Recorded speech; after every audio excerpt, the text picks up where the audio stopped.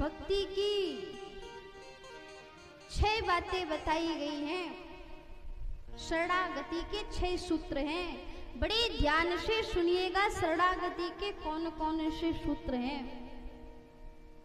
अनुकूलस्य संकल्पः, प्रतिकूलस्य वर्जनम, रक्षिष्यतीति विश्वासो, गोपतित्ववर्णम तथा आत्मनिक्षेप कार्पण्यम, षड्विधा शरणागति। पहला, अनुकूलस्य संकल्पः।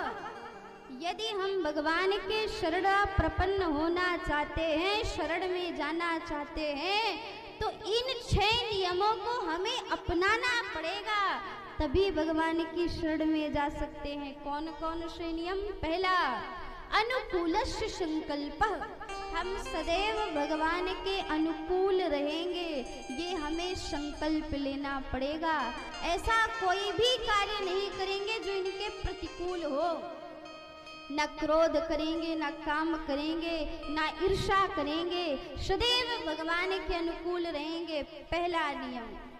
प्रतिकूलस्य वर्जनम। भगवान के प्रतिकूल कोई कार्य नहीं करेंगे। जो भगवान को प्रिय हो सदैव वही करेंगे।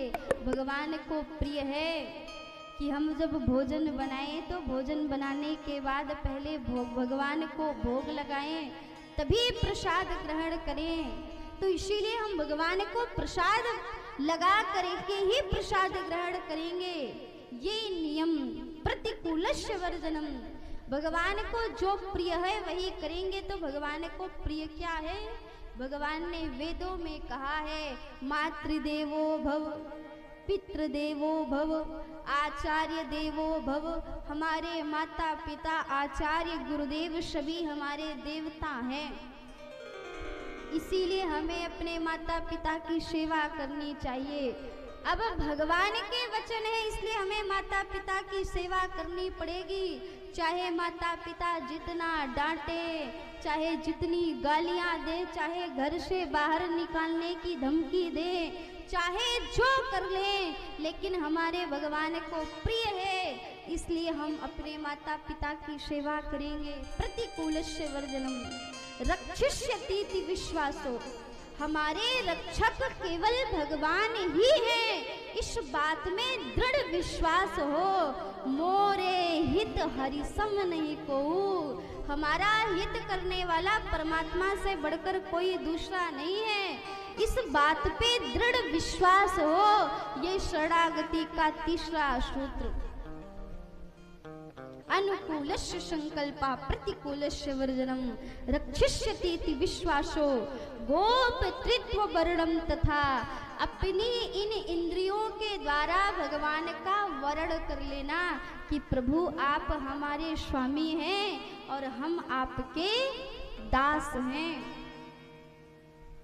जिस प्रकार से एक कन्या का विवाह होता है, तो जब वर उस कन्या का, जब तक उस कन्या का वर वर्ण नहीं करता, तब तक वर का उस कन्या पर कोई अधिकार नहीं होता। लेकिन जिस दिन से वो वर कन्या का वर्ण कर लेता है, तो उस वर का सबसे अधिक कन्या पर अधिकार हो जाता है।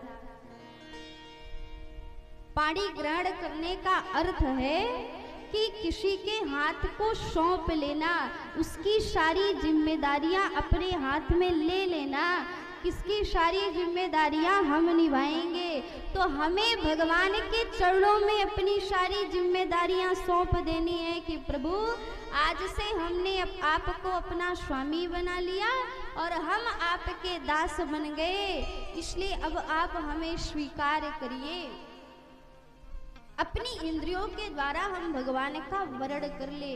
गोपतृत्व वर्णम तथा आत्म निक्षेप कार्पण्यम। आत्म समर्पण हो जाना भगवान के प्रति।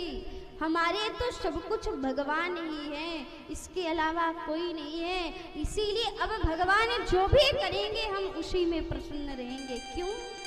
क्योंकि हमने भगवान का वर्ण कर लिया।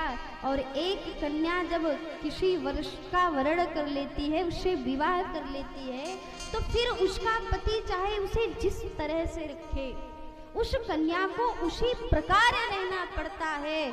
उसी तरह हमने यदि एक बार भगवान को अपना स्वामी बना लिया तो अब चाहे वो हमें जिस स्थिति में रखें, हमें उसी स्थिति में रहना होगा। ये भाव मन में आना चाहिए। जही विधि राखे राम ताही विधि रहिए। जिस विधि से राम जी रखेंगे हम उसी तरह भगवान के अनुकूल होकर के रहेंगे। और छठवा कार्पण्यम, सबसे अधिक कठिन यही है। अपने आप को तिनके से भी छोटा समझेंगे कि कुछ भी करने वाले हम नहीं हैं, सब कुछ करने वाले हमारे परमात्मा हैं। ये भाव मन में आना